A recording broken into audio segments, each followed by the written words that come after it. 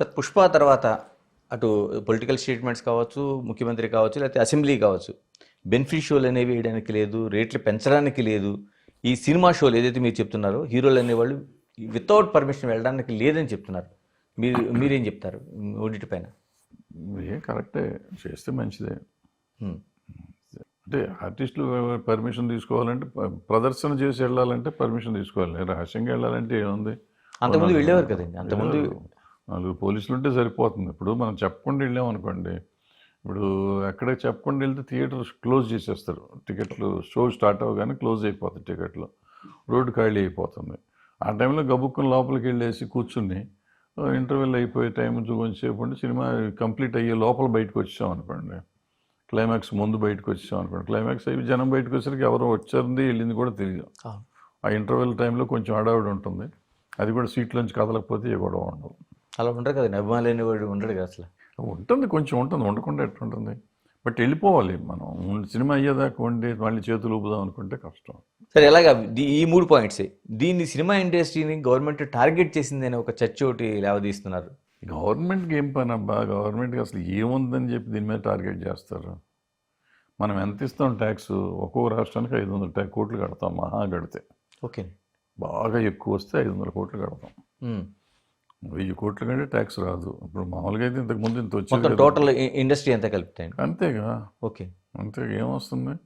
నేను 5,000 కోట్లు చేస్తాయి సినిమాలు మొత్తం 2 స్టేట్లకు కలిపి 5,000 కోట్లు చేస్తాయి. 5,000 కోట్లకి జిఎస్టీ. 5,000 కోట్లు యాక్చువల్గా మనకు వచ్చేది తొక్కలోది. 5,000 కోట్లు లెక్కలేస్తాం కానీ ఓన్లీ మన స్టేటే తీసుకోవాలి, మన 2 స్టేట్లే తీసుకోవాలి. ఓకే, 2,000 కోట్లు కాదు, నేను పొరపాటు తప్పుడు లెక్క అది. మన 2 స్టేట్లే. 2 స్టేట్లు ఇప్పుడు ఏ సినిమా అయినా కానీ ఇప్పటికి 300 కోట్లు దాటలా 2 స్టేట్లు కలిపి. సో 300 కోట్ల సినిమాలు 3 వచ్చితే 1000 కోట్లు అవ్వవు. మిగిలిన సినిమాలు అన్నీ కలిపితే 100 కోట్లు 200 కోట్లు దాటి అవ్వవు. అంటే 1000, 1,200 కోట్లు, 1,500 కోట్లు దాటి సినిమాలు చేయవు తెలుగు సినిమాలు. ఓకే, మన స్టేట్లో మనకు వచ్చే ట్యాక్స్లో. తెలుగు స్టేట్స్ దీంట్లో 20% మనకు వచ్చేది, అంటే 200 కోట్లు. ఇంతే. 200 కోట్లు చెరొక స్టేట్కి చెరొక 100 కోట్లు వస్తుంది. ఈ 100 కోట్లకి మీరు మా మీద ఏం కాన్సన్ట్రేట్ చేస్తారు మీ గవర్నమెంట్? వాళ్ళకి ఎందుకు? ఈ 100 కోట్లు ఎంత? లక్షల కోట్లు వాళ్ళు చేసేది. 1,00,000 కోట్లు, 2,00,000 కోట్ల బడ్జెట్ ఒక్కొక్క స్టేట్కి. 2,00,000 కోట్లు, ఈ 100 కోట్ల గురించి కాన్సన్ట్రేట్ చేసి టైం వేస్ట్ చేస్తారు ఎవరన్నా? ఎవరు చేయరు. అంటే ఇప్పుడు పెట్టిన కేసులు కూడా అలాగే చూస్తున్నారు కదా. అంటే మన దృష్టి అట్లా ఉంటుంది. మనకి వాళ్ళకేముంటుంది? ఇప్పుడు నేను అన్నానండి, నేను చాలా గొప్పవాడిని నేను అనుకుంటున్నాను, నా మీద మీరు పగబట్టారని నేను అనుకుంటున్నాను. నేను అనుకుంటే దానికి నేను బడ్జెట్ కానీ మీరు కాదుగా. మీకేముంది? చట్టం తన పని తను చేసుకుపోతుంది, ఏం జరగాలో జరుగుతుంది అంటున్నారు మీరు. దాన్ని మీరు తప్పు అంటే నేను ఎట్లా అంటాను? పగబట్టారంటే నేను ఎట్లా కుదురుతుంది? కుదరదు. తమ్మారెడ్డి భరద్వాజ్ గారు లాంటి ఆలోచన మిగతా వాళ్ళు ఎందుకు చేయటం లేదు? ఇండస్ట్రీలో పెద్దలు అనుకుంటారు చాలామంది కూడా, చట్టం తన పని తాను చేసుకుపోతుంది అనేది ఎందుకు చెప్పలేకపోతున్నారు సార్? ఎందుకు చెప్పలేకపోతున్నారు? నిన్న ఇప్పుడు పొద్దున చూశాను నేను ఆ లిస్టులో. నేను ఎవరో అడిగారు 11వ నెంబర్ కదా ఎందుకు వస్తుందని. 10 మంది థియేటర్ ఓనర్స్, ఫస్ట్ 10 మెంబర్స్. అవును, అంటే ఒకటే పార్ట్. అంటే అక్యూజ్ నెంబర్ 1 అవుతారు, వీళ్ళు అక్యూజ్ నెంబర్ 2 అవుతాడు ఈయన లెక్క ప్రకారం. ఎందుకంటే వాళ్ళంతా కలిపి ఒక పార్టీ, థియేటర్ అంతా కలిపి ఒక పార్టీ. 10 మంది పార్ట్నర్సే కాబట్టి ఒక పార్టీ. నెంబర్ 2 ఈయన అవుతాడు. సో నెంబర్ 2 కింద వచ్చినట్టు లెక్క వేసుకోవాలి. అది ఓకే, A2 కింద వచ్చినట్టే. అంతే. నెంబర్ 2 ఏ లెవెల్ కింద నెంబర్గా వస్తే 11 అయ్యారు వాళ్ళు. 10 మంది పార్ట్నర్లు కాబట్టి. సో ఇట్లా సింపుల్గా మనం ఆలోచిస్తే ఉంటుంది.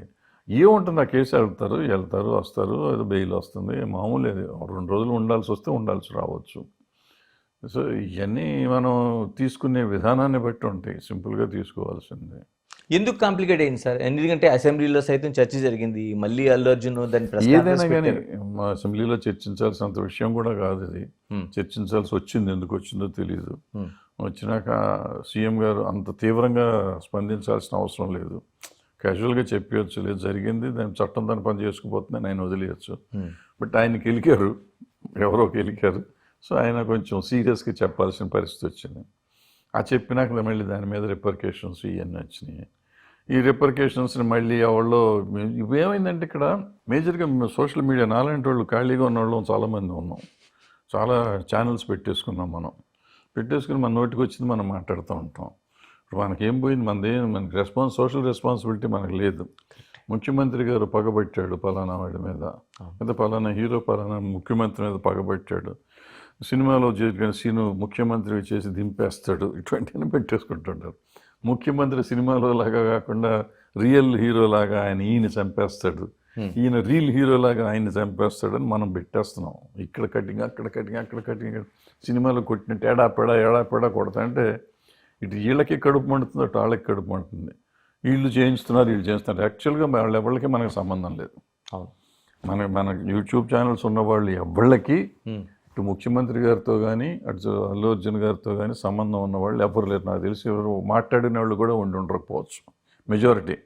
కానీ అన్ని ఛానల్లోకి వెళ్ళో లేకపోతే వాళ్ళ ఛానల్లోనో కూర్చుని ఏం జరిగిందని మీ పోటీ అడిగితే చక్కగా నేనే చూసినట్టు మాట్లాడుతుంటా.